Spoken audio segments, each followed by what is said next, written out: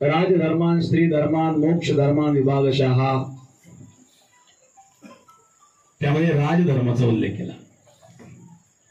राजधर्म म्हणजे राजाचं कर्तव्य काय या विषयावर भीष्म युधिष्ठिर संवाद या विषयावर प्रवचनामध्ये माझं व्याख्यान चालू होतं आणि त्या व्याख्यानामध्ये धर्मराजाने जो भीष्माचार्यांनी उपदेश केला त्या उपदेशाचा प्रसंग होता की भीष्माचार्य धर्मराजांना सांगतायत की राजाचं पहिलं कर्तव्य आहे की राजाने अन्याय सहन करू नये, अन्यायाला प्रतिकार करावा। अन्यायाला प्रतिकार करणं हे राजाचं पहिलं कर्तव्य असतं। अन्याय करणारा जेव्हा दोषी असतो तेव्हा अन्याय सहन करणारा दोषी आहे। प्रतिकार करण्याचं सामर्थ्य असताना जर अन्यायाला आपण प्रतिकार करू शकत नसेल तर आपण त्यामध्ये दोषी आहोत। अन्याय करणारी व्यक्ती आपल्यापेक्षा बलवान असेल तर अशाला आपण प्रतिकार करू शकत नाही, परंतु राजाचं कर्तव्य आहे अन्यायाला प्रतिकार करावं। अशा प्रकारचा विषय प्रवचनामध्ये चालू असताना एक प्रसंग त्यामध्ये आम्ही घेतला की सध्या बांगलादेशामध्ये जी अराजकता चालू आहे, कोट्यवधी हिंदूंवर फार मोठे अत्याचार होत आहेत। बांगलादेश निर्माण झाला त्यावेळेला बांगलादेशामध्ये 22% हिंदू होते, आज ती संख्या 8% आलेली आहे। आणि ज्या वेळेला हा प्रकार बांगलादेशामध्ये झाला, सत्ता पालट झाली, हिंदूंवर मोठे अत्याचार झाले, हिंदू मुलींवर बलात्कार झाला। एकतर बातमी अशी आलेली होती की एका महिलेवर एकाच वेळेला 30 लोकांनी बलात्कार केला। अशा प्रकारचे भयंकर प्रसंग आणि त्यामध्ये आजची परिस्थिती जर आपण पाहिली तर हिंदुस्थानच्या बॉर्डरवर कोट्यावधी हिंदू भारताकडे पाहून वाट पाहत आहेत की भारताने आम्हाला भारतात स्वीकारावं, कारण त्यांचं जगणं बांगलादेशमध्ये मुश्किल झालेलं होतं। या विषयाची चर्चा आम्ही करीत होतो। ही चर्चा करीत असताना आम्ही एक सांगितलं की का घडतं अशा प्रकारचे अत्याचार विशिष्ट समाजातून का घडतात, काय वेळे हिंदूंवर अत्याचार होत आहेत। इस्कॉनचे मंदिर तोडले गेले, बुद्धांचे बुद्ध विहार तोडले गेले, चर्च तोडले गेले, गुरुद्वारा तोडले गेले। मंदिरांनी तर काही बिघडवलं नाही आहे, गोरगरिबांनी काही बिघडवलं नाही आहे, पण अशा प्रकारचे अत्याचार हे दिवसेंदिवस जे वाढत चाललेले आहेत। तर आपल्याकडे सुद्धा असे प्रकार कधी कधी घडतात आणि इतिहास जर आपण पाहिला, हजारो वर्षापासून जे आक्रमण भारतावर झाली, मुघलांचे आक्रमण झाले असतील, बाबराचं आक्रमण झालं असेल, टिपू सुलतान असेल, औरंगजेब असेल, एवढे जे आक्रमण का झाले याला कारण आपण मजबूत नसल्यामुळे, आपल्यामध्ये एकमेकात वाद, एकमेकाला सहकार्य करण्याची वृत्ती नाही। त्याचा परिणाम हा झाला की आपल्याला आजपर्यंत हे अन्याय सहन करावं लागले आणि इतरांचं राज्य आपल्यावर राहिलं, आपल्याला हे सहन करावं लागले। हजारो वर्षापासून आपण झोपलेलो आहोत, एकमेकाचे द्वेष, मत्सर, जातीवाद यामध्ये अडकलेलो आहोत आणि त्याचा गैरफायदा मुघलांनी घेतला, त्याचा गैरफायदा ब्रिटिशांनी घेतला। आज आपण स्वतंत्र भारतात आहोत, परंतु स्वतंत्र भारतात असून देखील शहरामध्ये काही ठिकाणी अनुचित प्रकार घडतात। तर अशा प्रकारचे अनुचित प्रकार जेव्हा घडतात तर त्यावेळेला आपण एकत्रित असून मजबूत असलं पाहिजे। अराजकता चांगली नाही, अराजकता कोणत्याही धर्मात चांगली नाही आहे आणि हिंदू धर्म तर शांतताप्रिय धर्म आहे। हिंदू धर्म सहिष्णू धर्म आहे। हिंदू धर्म प्रत्येक प्राणी मात्रावर दया करणारा धर्म आहे आणि हा दयाभाव आपण ठेवलाच पाहिजे। परंतु याचा अर्थ असा होत नाही की कोणी आपल्यावर अन्याय करेल तर तो आपण सहन करावा।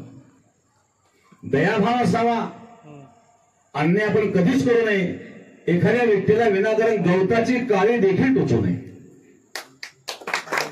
कोण्याही जीवाचा अनुभव मत्सर वर्म सर्वेश्वर पूजनाचे कोणाचाही मत्सर द्वेष आपल्याकडून कधीच करू नये. परंतु एखाद्या वेळेला अन्याय जर आपल्यावर होत असेल तर अन्यायाला प्रतिकार करणं सुद्धा आपण शिकलं पाहिजे. अहिंसा शब्दाचा अर्थ असा होत नाही की अन्यायाला आपण प्रतिकार करू नये, पण अन्याय कोणाला करू नये. हा मुद्दा मांडत असताना बांगलादेशची परिस्थिती जेव्हा आम्ही सांगत होतो त्यावेळेला उदाहरण म्हणून आम्ही सांगितलं, एखादी व्यक्ती आहे, हे असं का घडतं, हे अराजक तत्व असं का करतात की ज्यांना हे आदर्श मानतात त्यांच्या जीवनाबद्दल आम्ही एक उदाहरण सांगितलं की एखादा मनुष्य वयाच्या 50व्या वर्षी 6 वर्षाच्या मुलीचं जर लग्न करीत असेल तर हा त्या मुलीवर अन्याय नाही का?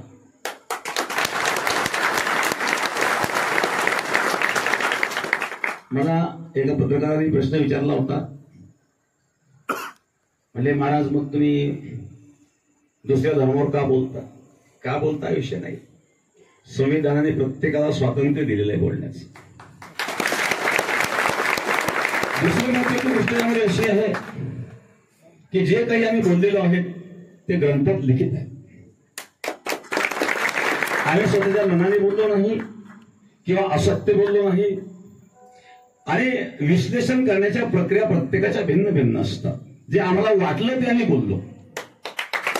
काय वाटलं आम्हाला एक वाटलं की एखादी व्यक्ती, या ठिकाणी मी नामनिर्देश करीत नाही, नामनिर्देश झालेला आहे त्यावेळेला, एखादी व्यक्ती 50 वर्षाची व्यक्ती 6 वर्षाच्या मुलीशी जेव्हा विवाह करते, विवाह होत असतो, तर त्यावेळेला आणि अशा व्यक्तीला आदर्श मानणाऱ्या जे अराजक तत्व आहे अशा लोकांकडून ह्या घटना घडतात. माझं मत या ठिकाणी असं आहे की प्रत्येकाने शांतता पाळली पाहिजे, प्रत्येक धर्मियांनी शांतता पाळली पाहिजे. मग हिंदू असतील, मुस्लिम असतील, शीख असतील, बौद्ध असतील, प्रत्येक धर्मामध्ये अराजक तत्व असतं.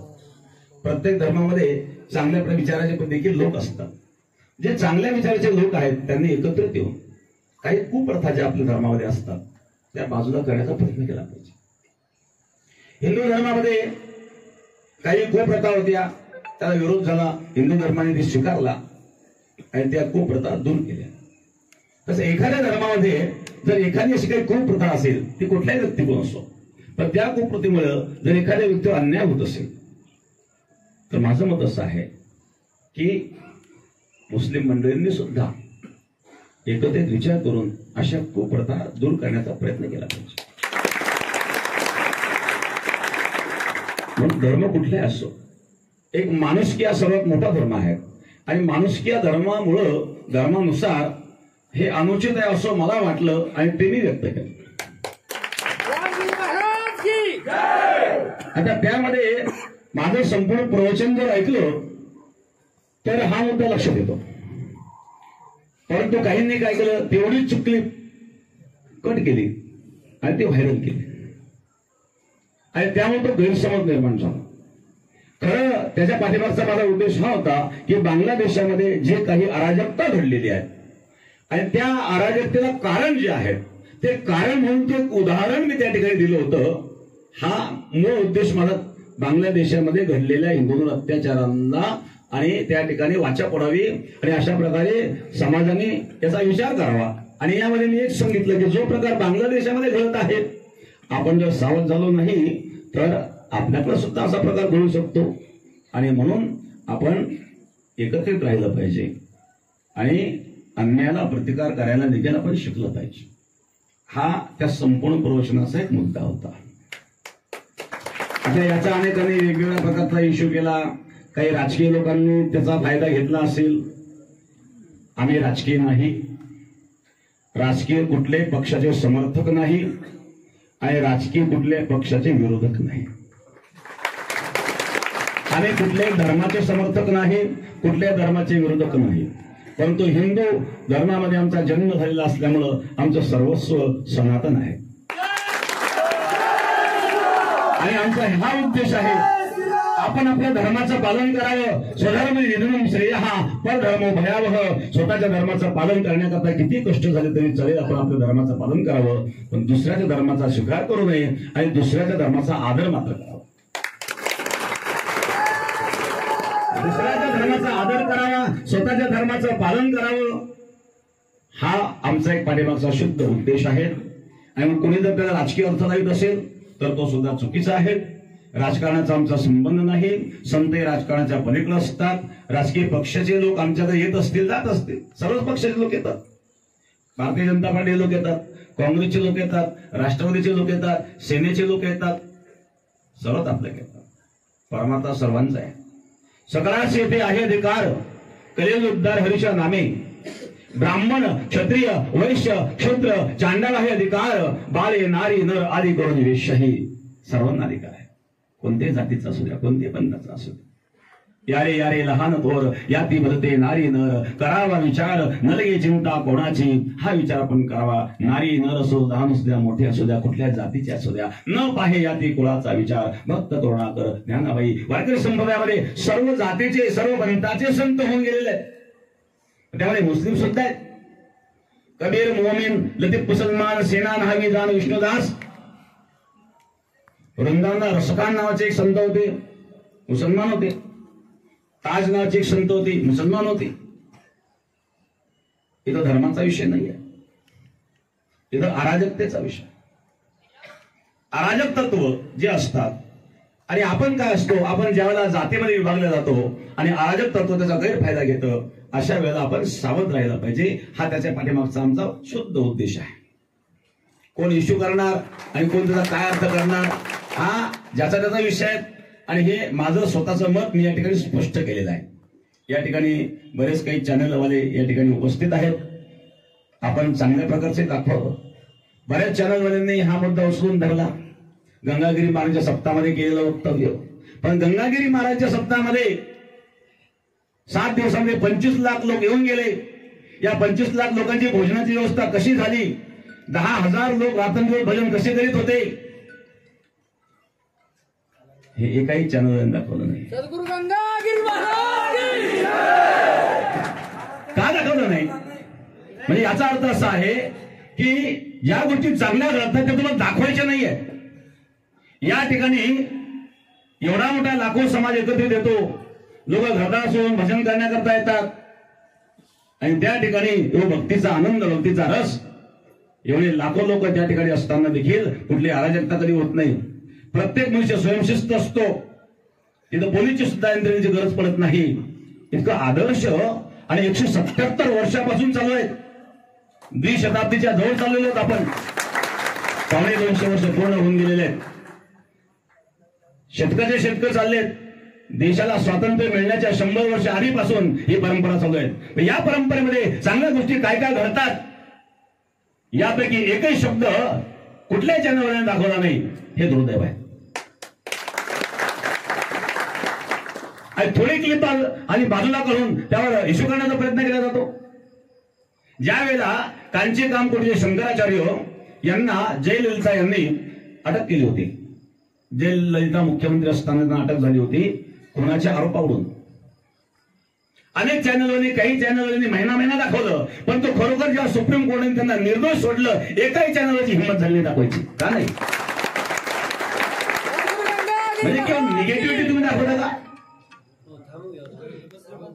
एवढे मोठे पॉझिटिव्ह कार्य त्या ठिकाणी घडतं. 25-25 लाख लोक एकत्रित येतात, गुन्हेगोंदाने राहतात आणि एवढी व्यवस्था. आजच्या कालाच्या प्रसादाला 12,000 त्या ठिकाणी स्वयंसेवक होते.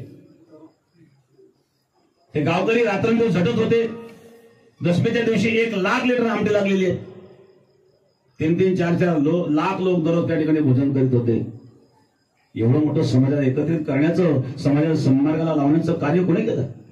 2016 मध्ये जो सप्ताह होता तांदूळनेर, आपल्या काल्याच्या दिवशी 15 ऑगस्टचा दिवस होता. 15 ऑगस्ट या दिवशी ध्वजारोहण करायचा आपण निर्णय घेतला. त्यावेळेला 1.5 लाख तरुणांना व्यसनमुक्तीची शपथ देण्याचे वर्ल्ड रेकॉर्ड आपण आपल्या सप्ताहामध्ये केलेला आहे. गिनीज बुक मध्ये ज्या शब्दाची नोंद झालेली आहेत त्या शब्दाचं कार्य 250 वर्षापासून चालू आहे, त्याबद्दल मात्र एक शब्द बोलण्याची यांची हिंमत नाही. आणि हे थोडीशी क्लिप बाजूला करून आणि त्याला राजकीय स्वरूप देण्याचा प्रयत्न करतायत. आणि सर्व जेवढे काही नॅशनल चॅनल असतील किंवा जेवढे चॅनल असतील त्या सर्वांना या ठिकाणी पुन्हा सांगेल की तुम्ही तोडफोड करून वाक्य दाखवू नका. त्या प्रवचनामध्ये मी उदाहरण सांगितलं, भीष्माचार्यांचं उदाहरण सांगितल्यापासून जो काही मुद्दा आहे तो संपूर्ण मुद्दा तुम्ही बघा. संपूर्ण मुद्दा बघितला तर त्याचा अर्थ तुम्हाला कळेल. त्यातली एखादी छोटीशी क्लिप बाजूला करायची, समाजामध्ये संभ्रम निर्माण करायचा हे उचित नाही आहे. आणि मी सर्व तरुणांना सांगेल, आपली हिंसाचाराची संस्कृती नाही आहे. कुठलाही अनुचित शब्द आपल्या मुखातून कधी निघाला नाही पाहिजे, कोणाबद्दलही अनुचित शब्द निघाला नाही पाहिजे. आपली सहिष्णुतेची संस्कृती आहे. फक्त यातून आम्ही एकच सांगितलंय की अन्याय घडत असेल तर त्या अन्यायाला आपला प्रतिकार झाला पाहिजे. हा महत्वाचा मुद्दा. आपण का सहन करावं, एकमेकाला सहकार्य केलं पाहिजे. आणि त्याकरता बांगलादेशाचं उदाहरण मी देऊन ते उदाहरण देताना हा दृष्टांत म्हणून मी सांगितलं की अराजक लोक अशा व्यक्तीचा आणि आधार घेतात आणि त्यामुळे ही अराजकता वाढते. मग अशा लोकांकडून आपण काय अपेक्षा करणार? मग आपण स्वतः मजबूत झालं पाहिजे. जो प्रकार पुढे घडत गेलेला आहे, मंदिरं तोडले गेले. भगवान कृष्ण परमात्म्याचं जन्मस्थान मथुरेला ते आजही ते आपल्या ताब्यात नाहीये. काशी वाराणसीला ज्योतिर्लिंग आहेत, नंदी त्या समोर आहेत, खालचा ढाचा पूर्ण मंदिराचा आहेत, हे सर्वांना माहिती आहेत. आलमगिरी ग्रंथामध्ये उल्लेखही आहेत. औरंगजेबाने ते मंदिर तोडलेलं आहे, त्यांच्या ग्रंथामध्ये उल्लेख आहेत. मग हे का तोडलं गेलं तर त्यावेळेला आपण जागृत नव्हतो. आपल्या असावधानीचा गैरफायदा कोणी घेऊ नये याकरता आपण सावध राहावं. हा दृष्टिकोन आम्ही त्या ठिकाणी ठेवलेला होता. हा उद्देश आमचा त्या पाठीमागचा होता आणि हा उद्देश आम्ही या ठिकाणी आता पुन्हा बोलून दाखवलेला आहे. आणि म्हणून यापेक्षा आणखी वेगळ्या प्रकारचे प्रश्न कुठल्याही चॅनलवाल्यांनी आम्हाला विचारू नये. कारण आमच्या प्रश्नात जो मुद्दा आलेला होता तो मुद्दा मी या ठिकाणी पुन्हा रिपीट केलेला आहे. आणि आमचा मूळ उद्देश सुद्धा या ठिकाणी आम्ही या ठिकाणी मांडलेला आहे. आणि हेही आम्ही मांडलेलं आहे की कुठल्याही राजकीय पक्षाशी आमचा संबंध नाही आहे. राजकीय पक्षाचे सर्वच लोक आमच्याकडे येतात, सर्वच पक्षाचे लोक येतात आणि सर्वांचाच आम्ही आदर करतो, सर्वच आमचा आदर करतात. आणि कुठलाही पक्ष असेल त्यांचा आम्ही समर्थक नाही, त्यांचे विरोधक नाही, विरोधक देखील नाही आहे. सर्वांनी यावं, फक्त म्हणून यावं. कुठल्याही पक्षाचे असेल त्यांनी यावं. काँग्रेसची मंडळी येतात, बघतायत. भारतीय जनता पक्षाचे लोक येतात, त्यातही बघतायत. काही मुसलमान आपले बघतायत. हा हिंदू मुस्लिमचा मुद्दाच नाही आहे. हा मुद्दा अराजकतेचा आहे. आणि अराजकता ज्या धर्मामध्ये असेल वास्तविक त्या धर्मियांचीच जबाबदारी आहे की ते अराजकता त्यांनीच थांबवली पाहिजे. परंतु आमचे जे शब्द आहे त्याची क्लिप व्हायरल करून आणि गावोगावी मोठ्या मोठ्या शहरामध्ये दंगल सुरू झाले. काय कारण? असं कोणतं बयात आम्ही त्या ठिकाणी आम्ही दिलेलं आहे दंगल करण्यासारखं? उदाहरण दिलं. जे उदाहरण सत्य आहेत ते ग्रंथात आहेत, त्याला पुरावा आहे. प्रमाणाशिवाय आम्ही कोणते शब्द वापरलेले नाही आहेत. आणि एखाद्या व्यक्तीकडून आदर्श तुम्ही घेत असाल असं म्हणणाऱ्याला मी एक तर असं समजेल की काय म्हणले तुम्ही त्या दुसऱ्या धर्माबद्दल काय बोलले. मी त्यावेळेला असा प्रश्न विचारतो, तो तुझी 6 वर्षाची मुलगी एखाद्या 50 वर्षाच्या माणसात देशील का?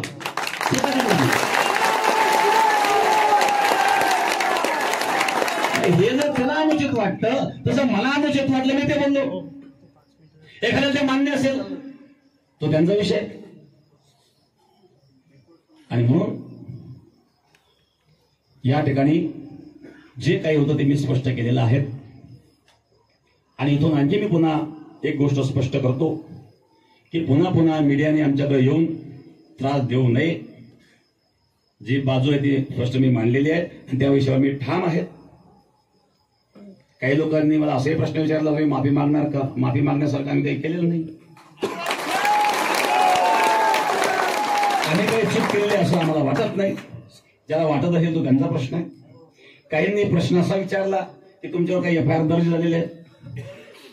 डॉक्टर बाबासाहेब आंबेडकरांनी लिहिलेल्या संविधानावर माझा पूर्ण विश्वास आहे. भारत देशाच्या न्याय व्यवस्थेवर विश्वास आहे आणि जे मी काही बोललेलो आहे संविधानाने मला तो अधिकार दिलेला आहे. हिंदूंच्या देवदेवतावर कोणी काही बोलू शकतं, हिंदूंच्या साधू संतांची कोणी टिंगल करू शकतं. किती चित्रपट आहेत, अशा चित्रपटामध्ये आणि साधू संतांबद्दल निगेटिव्ह चर्चा केलेली आहे, त्यांच्यावर का तुम्ही आणि कारवाई करीत नाही? कोणी असू द्या, कोणी कोणाच्या धर्माच्या विरुद्ध कधी बोलू नये. प्रत्येकाचा आदर असेल, परंतु प्रत्येकाचा कुठल्या गोष्टीकडे पाहण्याचा एक दृष्टिकोन असतो आणि जो दृष्टिकोन असतो तो दृष्टिकोन आम्ही या ठिकाणी मांडला. आता राहिला विषय त्याचा विपर्यास झाल्यामुळं आपला सर्व तरुण वर्ग उठून बसलाय. आपल्याला अनुचित प्रकार काही करायचे नाही आहेत, परंतु ज्या ज्या ठिकाणी चुकीचे अशा प्रकारचे प्रकार घडले, दगडफेक झाली, मारामाऱ्या झाल्या, कोणी वेगवेगळ्या प्रकारचे पोस्ट केले, वैजापूरला देखील मोर्चा वगैरे झाला. हा, यांना पण पायाला लागलेत. काय तुमचं नाव? अजय पाटील साळुंके. यांना पायाला लागलंय, यांना दगडफेक झाली तिथं. तर अशा प्रकारे हे प्रकार ज्यांनी केले हे अराजक तत्वाने केलेलं आहे. याला मी कोणी धर्माला जबाबदार धरीत नाही, पण त्या धर्मातले जे जबाबदार लोक आहेत त्यांची पण ती जबाबदारी आहे की अशा अराजक तत्वांना आपण आवरा, आणि नाही आवरलं तर मग ऍक्शनला रिॲक्शन होणार.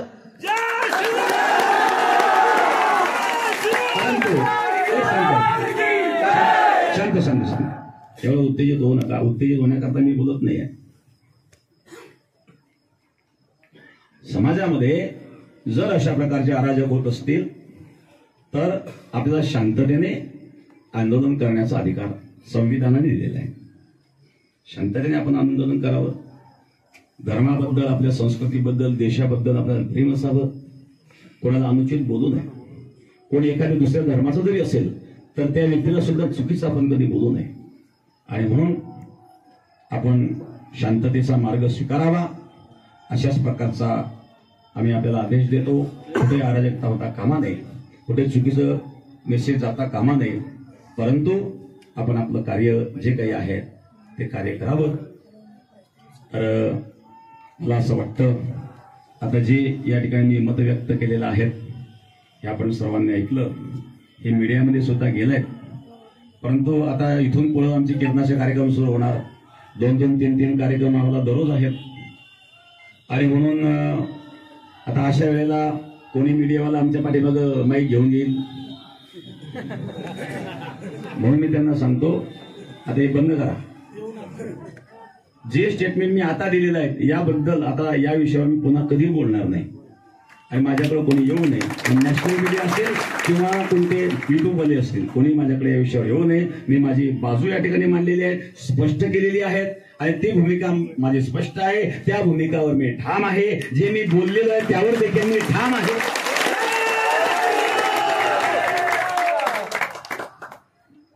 आता माझे विचार आपल्याला कळाले. आपण सर्व तरुणांनी एवढ्या लांबून तुम्ही आलात. आपल्या या ठिकाणी भोजनालयामध्ये भोजनाची व्यवस्था केलेली आहे.